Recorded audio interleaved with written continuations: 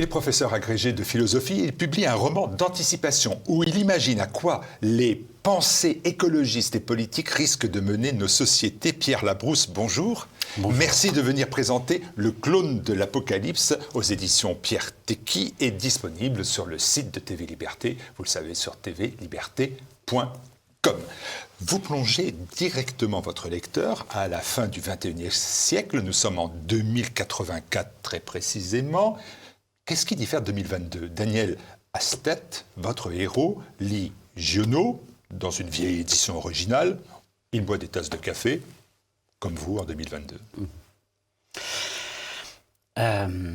Imaginez notre société écologiste, inclusive, LGBTQIRSTUV, effrayée par le réchauffement climatique, par la surpopulation, et qui met en place progressivement un contrôle des populations.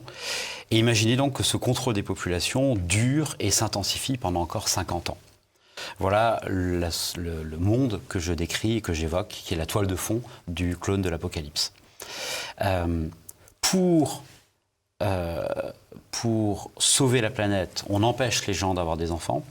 Et comme compensation à cet empêchement, cette privation de liberté, on permet aux gens de se faire un clone. Donc quand vous avez 30 ans, vous vous faites faire un clone. Quand vous avez 50 ans, votre clone en a 20. Et donc si par hasard vous êtes tombé malade, ou si vous vous sentez vieux, fatigué, si vous perdez vos cheveux, etc., eh bien on va permettre une transplantation, c'est-à-dire que votre cerveau va être transplanté dans votre clone, et vous avez de nouveau 20 ans. Donc chacun a droit à une transplantation. Et avant que la transplantation n'ait lieu, les clones sont mis en circulation parce qu'ils vivent, ils sont autonomes, ils ont un corps comme vous et moi. Et donc ils sont pilotés par une intelligence artificielle à distance et mis en domesticité, en servage, mis en location chez les gens.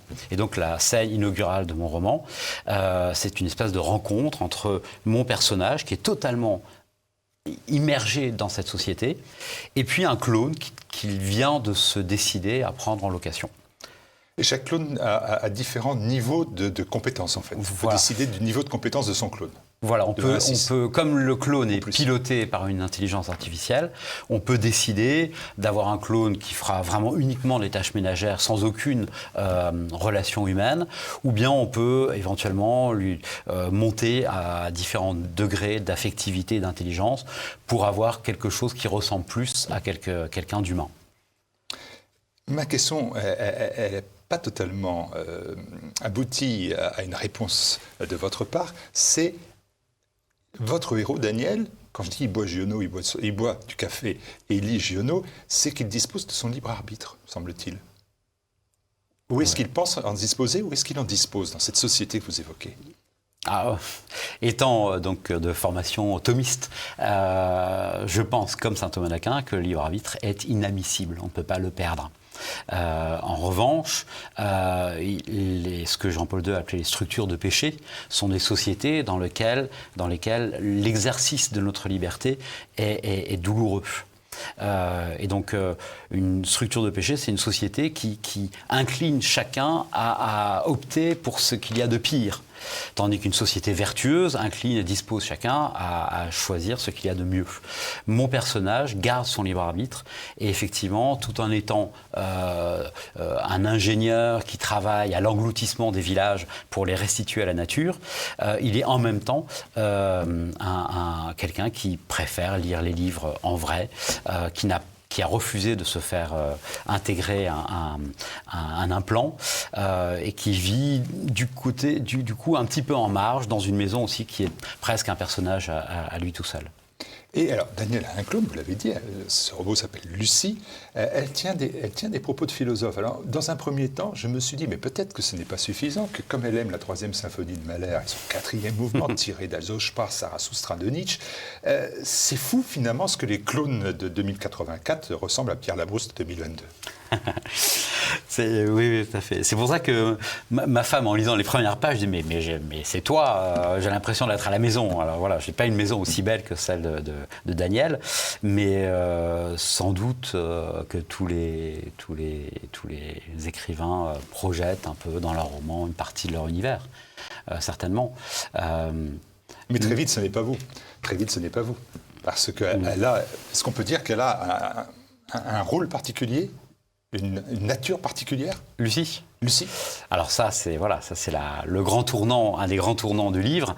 On pourrait presque dire que c'est un roman d'initiation, c'est-à-dire que les deux personnages vont progressivement découvrir qui ils sont, et vraiment au sens fort du terme. C'est le cas de Lucie, dont on va comprendre rapidement qu'effectivement les questions qu'elle pose ne peuvent pas être le fait d'un clone ordinaire. Alors je ne veux pas trop Allons pas plus loin. Voilà. Pas plus loin. On est en Occident, donc l'ordre règne, c'est l'Union occidentale, c'est une partie du monde dont on cerne bien les frontières aujourd'hui.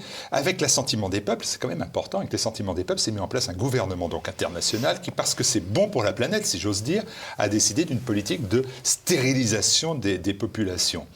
Il faut sauver la planète, et donc sauver la planète de la surpopulation. On est en 2022 et ce débat est déjà ouvert. En 2084, il a été tranché donc. Mais il est déjà ouvert aujourd'hui. Des voix s'élèvent pour dire ce que vous indiquez, c'est-à-dire qu'il y a une surpopulation. Vous ne considérez pas qu'il y a une surpopulation quand vous êtes aux Philippines et que vous voyez des millions d'enfants qui traînent sans parents, sans la possibilité de se nourrir? Vous ne considérez pas qu'il y a une certaine forme de surpopulation dans le monde?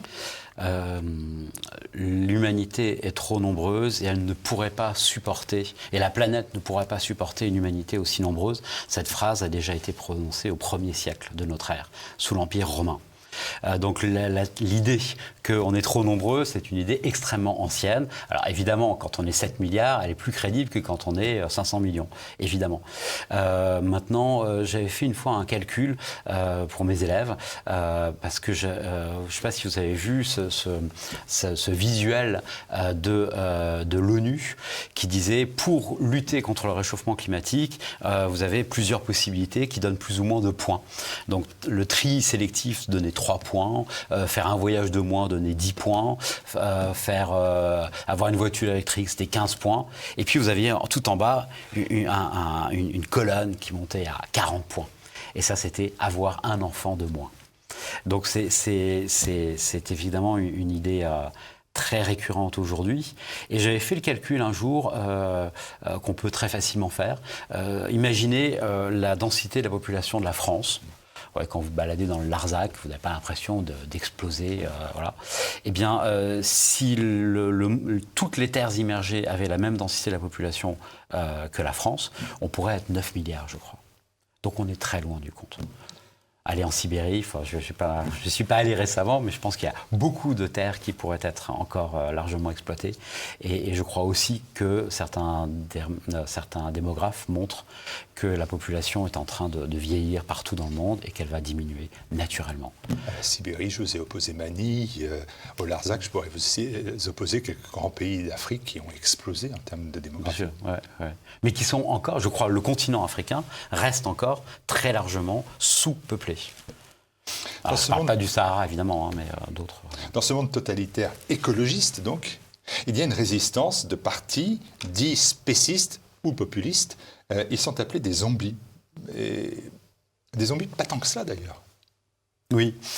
J'ai eu des longues discussions avec l'éditeur Tristan de Carnet, qui a beaucoup travaillé et qui a beaucoup conseillé et beaucoup aidé dans ce livre, que je remercie. Et il était gêné par le mot zombie, parce que tout le monde sait ce que c'est qu'un zombie, un mort-vivant avec des plaies ouvertes qui se jettent surtout. Voilà. Donc c'est un mot extrêmement violent. Et surtout quand c'est pour qualifier le peuple. Hein. Voilà. J'ai voulu garder ce mot parce qu'il désigne tout le mépris qu'ont les citoyens entre guillemets, normaux de l'Union occidentale envers les dissidents. Et pour moi, les zombies, ce sont les héritiers des gilets jaunes d'aujourd'hui. Donc ce sont des gens qui refusent une partie du discours ambiant, refusent une partie de la politique sanitaire, puis des implants, puis de la politique démographique, et voilà, et qui finalement perdent leurs droits parce que dans l'Union démographique, l'Union occidentale, comme dans notre pays déjà, on empêche les gens de travailler et on les rend dépendants de subventions de l'État. Sauf que ces subventions dont on est dépendant, eh bien, elles peuvent tomber à l'instant même où on déciderait de dire quelque chose qui déplaît à l'État.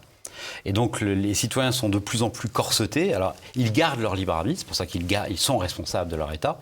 Mais en revanche, effectivement, ils sont dans une structure qui les corsette, qui les détermine, qui les conditionne le plus possible à avoir un jugement méprisant vis-à-vis de ces pauvres opposants. Vous parlez des gilets jaunes, mais c'est vrai que vos zombies donc, ont un argumentaire que l'on qualifierait en 2022 de manière péjorative de complotiste. Mais votre héros se pose la question, s'il pouvait avoir raison, ces zombies, se pourrait-il qu'ils aient raison? Toujours est-il qu'ils sont non pas combattus, mais persécutés, exterminés. Ils sont jugés inutiles. Ce sont les Ils ne sont pas fâcheux. Non, voilà. Il y a une scène, une des premières scènes de bagarre, où ils sont de manifestation, où des policiers robotisés avec un visage androgyne n'hésitent pas une seule seconde à leur tirer dessus. Je vous signale que l'État français vient de commander des camions de gendarmerie spécialisés dans la répression des manifestations, qui sont équipés de mitrailleuses automatiques. Donc, si, comme je le dis dans mon roman, la crise économique s'aggrave, il est possible qu'il y ait des manifestations de plus en plus violentes qui seront réprimées, non plus à coups de BLD, mais à coups de mitrailleuses. Oui, puis en Europe, on a vu un pays qui a tiré à balles réelles contre les manifestants à ce moment-là. Est-ce qu'ils sont des complotistes ? Le complotiste, c'est quelqu'un qui... C'est prof de philo, parce que ce terme-là est jeté en pâture. Je vous en donne deux, extrême droite, complotistes. Ouais. Normalement, c'est fait pour vous sidérer, vous effrayer. Est-ce que vous êtes effrayé par ce mot ? Je pense que je vous donnerai une réponse de philosophe. Je pense qu'Aristote et surtout, par exemple, Machiavel sont des complotistes. C'est-à-dire que le complotiste, c'est celui qui ne fait pas n'a pas une foi, une confiance naïve et bête dans la vertu et la gentillesse de ceux qui les gouvernent. Il est évident que ceux qui nous gouvernent ont des intérêts qui sont parfois contradictoires avec ceux du peuple. Ça date de Néron, ça date des tyrans grecs, ça a continué avec la Renaissance. Être complotiste, dans ce sens, c'est simplement être réaliste. Alors je dirais, je ne suis pas complotiste, je suis réaliste. Réaliste aussi, c'est que, alors qu'on est dans un État totalitaire, où les résistances sont faibles, il y a quand même la possibilité d'une révolte profonde, presque définitive, par le scandale, l'arrivée d'un scandale. Ouais. Le scandale que vous citez dans l'ouvrage s'appelle le scandale Mixer. C'est un élément important puisqu'il tourne autour de cette notion que vous avez déjà évoquée, des implants. Scandale des implants. De quoi s'agit-il exactement, Mixer ? Alors, on pourrait dire, alors je vais essayer de ne pas trop divulgacher ou spoiler le roman, mais les citoyens de l'Union occidentale sont équipés d'implants qui leur permettent d'apprendre les langues plus facilement, de maîtriser les techniques plus rapidement, etc.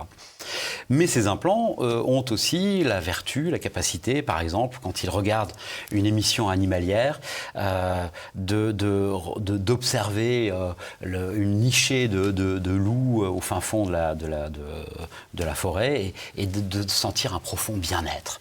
Et un de mes personnages là, dit aux autres, mais en fait, vous savez, ce bien-être, cette compassion, est programmé par une diffusion d'une hormone directement commandée par votre implant. Donc on n'est vraiment pas dans la suppression pure et absolue du libre arbitre, mais dans ce qu'on appelle des causes dispositives, des influences extrêmement fortes. Les implants ont cette première fonction, ils ont une deuxième fonction qui est de permettre d'échanger, de payer, etc. Et là, je me suis directement référé à l'Apocalypse, au chiffre de la bête qui permet, sans lequel nul ne peut échanger. Et il y a un passage dans l'Apocalypse aussi où ce signe provoque un ulcère et tue les gens. Alors imaginez simplement en toute logique qu'un État vende à toute sa population l'implantation de systèmes électroniques dans leur cerveau. Si tout d'un coup ces implants devenait mortel, ce serait catastrophique pour l'État. Donc il faut absolument que l'Union occidentale dissimule cette mortalité. Et comme elle ne peut pas totalement la dissimuler, il faut au moins qu'elle empêche les gens de faire la comparaison entre la mortalité des implantés, qui ont un implant, et la mortalité beaucoup plus faible de ceux qui n'ont pas d'implant. Et c'est à ce moment-là qu'ils vont mettre en place un stratagème qui va se retourner contre eux grâce à la montée en puissance de Lucie. Voilà. N'allons pas plus loin, il faut lire l'ouvrage, mais allons plus loin néanmoins sur les propos que vous tenez dans l'ouvrage. Tout au long de ce livre, il y a une critique explicite de l'Église catholique. Vous dites même d'un pape, je vous cite, il a accepté la Bible inclusive. Est-ce que c'est une critique d'actualité projetée pour la fin du XXIe siècle par commodité ? Depuis presque toujours, depuis très longtemps, depuis les papes Borgia, il y a toujours eu des évêques, peut-être même des papes, qui avaient des propos, des comportements extrêmement choquants pour les chrétiens. Je ne vais pas faire de l'ecclésiologie pour savoir si un pape est totalement dans l'incapacité de se tromper sur la doctrine, etc. Mais dès que les papes font de la politique, de la politique politicienne, ils perdent sans doute la grâce qui leur permet d'être absolument infaillibles, puisque l'infaillibilité concerne la foi et les mœurs. La difficulté, c'est que en 2084, l'État, donc de plus en plus radicalement inclusif, impose aux catholiques, d'ailleurs aussi aux musulmans, une Bible inclusive qui, vous imaginez ce que ça peut être. Et là, le pape est coincé. On pourrait imaginer même ce que vous demandez, ce que vous feriez, vous. Est-ce que j'accepte que toute l'Église soit condamnée et qu'elle devienne elle-même zombie, ou bien est-ce que j'accepte un compromis en disant OK, Bible inclusive, parce que, dit le pape de l'époque, ça ne touche pas l'essentiel, qui est ce qu'on appelle le kérygme. Maintenant, je pose la question. Je ne critique pas, évidemment, radicalement l'Église actuelle, qui est immaculée, qui est l'épouse du Christ depuis 2000 ans. Mais en revanche, les hommes qui la constituent, oui. Et il y a un dialogue assez important, je pense, où deux moines s'opposent. Ils ont une discussion, ils sont pas du tout d'accord. Et l'un dit, en fait, il y a deux types de martyrs. Quand l'Église est en conflit avec le monde, alors le monde nous fait verser le martyre du sang. Et quand l'Église est au contraire trop en phase avec le monde, alors c'est que l'Église elle-même se perd, ses prélats, ses évêques se perdent, et alors un deuxième martyr devient obligatoire, qui est le martyr de l'obéissance. Et il cite Padre Pio, le curé d'Ars, qui ont accepté d'obéir à des ordres qui pourtant étaient visiblement au moins discutables. Donc le pape de 2084, ça ne pourrait pas être le clone du pape François ou du pape Benoît, je ne sais pas. Toute ressemblance serait purement fortuite. Avec le pape Benoît. Avec disons. En tout cas, ce qui est sûr, c'est que une trahison des clercs, une déception, des compromissions de l'Église sont déjà réel aujourd'hui, existe depuis longtemps, et je pense qu'on est toujours plus douloureusement averti des compromissions qui se passent sous nos yeux et dont on est soi-même victime et qui nous choquent. Bon, là aussi, on aura compris entre les lignes. Et sans divulguer la fin de l'ouvrage, on peut quand même, à ce moment de l'entretien, expliquer, non pas ce que j'aurais dû faire en exergue de mon propos, mais je le fais plutôt en conclusion. Pourquoi ce titre, le clone de l'Apocalypse? On a utilisé ce mot, et vous l'avez utilisé au cours de cet entretien. Est-ce que le combat va prendre une dimension eschatologique, c'est-à-dire où se mêle à la fois la théologie, la philosophie, vers les derniers temps? Totalement. Alors le titre, là aussi, ça a été un accouchement douloureux et difficile. Je pense que le titre est pas mal. Il est un peu accrocheur et puis il met bien les deux choses en lien. C'est pas énormément un roman de science-fiction. Je ne sais pas si vous l'avez lu, donc vous avez vu, il n'y a pas de rayon laser. Voilà, ça c'est bien. Ça. Voilà. Donc il n'y a pas de rayon laser, d'exploration de la planète Mars, etc. Il y en a un petit peu, les implants, les clones, etc. Mais c'est surtout une dystopie, donc une dystopie qui utilise le clonage. Et puis le deuxième versant, effectivement, c'est toute la dimension eschatologique. Donc j'ai relu plusieurs fois l'Apocalypse de Saint Jean. Et donc les références parsèment, je dirais surtout la deuxième moitié du roman, avec des personnages qui sont assez charismatiques, comme la fameuse Tante Claire, qui fait ce que font les charismatiques souvent, mais beaucoup de catholiques, ouvrir la Bible et se demander si Dieu va pouvoir nous indiquer dans la parole de Dieu une réponse à la question qu'on se pose. Et elle se pose une question et elle a une réponse, et notamment cette réponse se trouve dans l'Apocalypse. Et moi j'ai une question, vous allez pouvoir y répondre, ça va être d'ailleurs la dernière. Votre éditeur dit en fait, cette société de fin de siècle que vous évoquez, elle aboutit à la fin de l'homme libre et au rejet de l'être humain.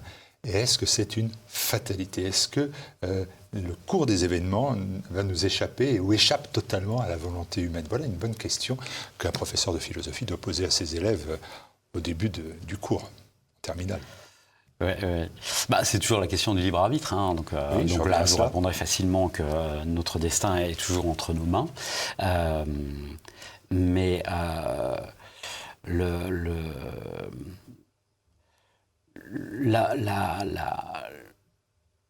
la dictature écologiste inclusive de l'Union démocratique occidentale s'impose par la force, et elle ne peut s'imposer que par la force parce qu'elle s'impose contre la nature profonde de l'homme. Et comme je vous le disais au début, la nature profonde de l'homme est inadmissible. Rien ne peut la détruire. On ne peut pas faire que l'homme ne soit plus humain.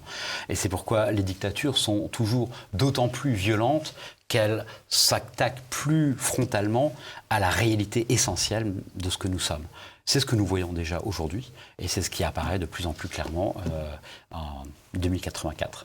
Alors ma toute dernière question, c'est est-ce que quand on voit que ce qui se passe en 2022 et qu'il y a des esprits éclairés, ou nous essayons d'éclairer vers cette société que l'on nous propose, est-ce qu'il faudra attendre 2084 pour que la révolte gronde?